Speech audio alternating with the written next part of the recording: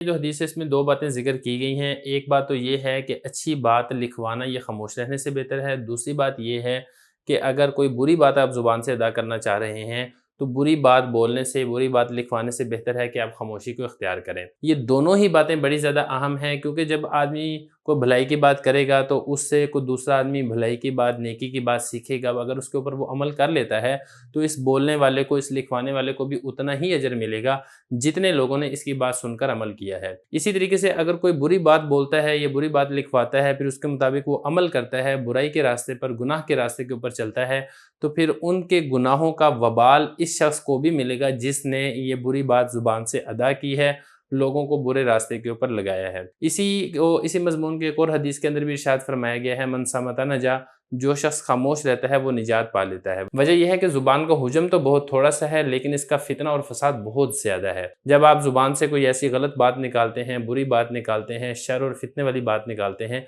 तो इसके असरात बहुत दूर तक जाते हैं और पूरी दुनिया के अंदर इसके ज़रिए से फसाद मच जाता है। इसी वजह से हदीस में खामोश रहने को अच्छा करार दिया गया है और फरमाया है कि जो शख्स खामोशी इख्तियार करता है वो निजात पा लेता है। आजकल के दौर के एतबार से देखें तो आजकल आपको मालूम है मीडिया का दौर है, प्रिंट मीडिया का, इलेक्ट्रॉनिक मीडिया का भी। पहले तो ये था कि प्रिंट मीडिया तक हर बंदे की रसाई नहीं होती थी, जो सिर्फ सहाफ़ी हज़रात थे, एडिटर थे, वही लिखते थे। लेकिन आजकल सोशल मीडिया के एतबार के लिहाज से हर बंदे के हाथ में इस मीडिया की रसाई हो चुकी है। जिसका जो दिल चाहता है वो फेसबुक के ऊपर लिख देता है, वो ट्विटर के ऊपर लिख देता है, वो इंस्टाग्राम पर लिख देता है, वो व्हाट्सएप के ऊपर लिख देता है। अगर तो आप अच्छी बात लिखेंगे, अच्छी बात ज़िक्र करेंगे या अच्छी बात की आप वीडियो बनाकर आप लोगों तक पहुँचाएँगे, आपकी अच्छी बात सुनकर कोई अमल करेगा, तो उन सब का अजर और सवाब भी आपको मिलेगा।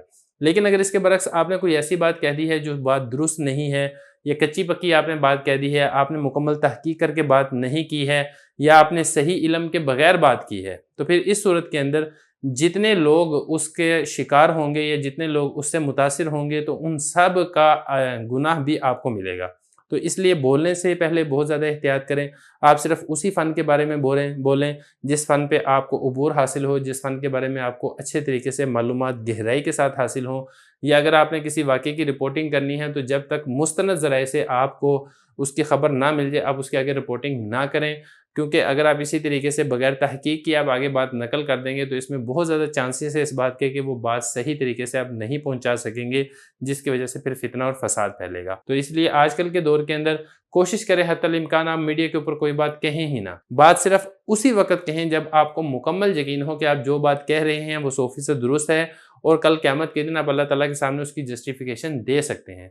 तब तो आपकी निजात हो जाएगी, वगरना फिर निजात पाना बड़ा मुश्किल अमर है।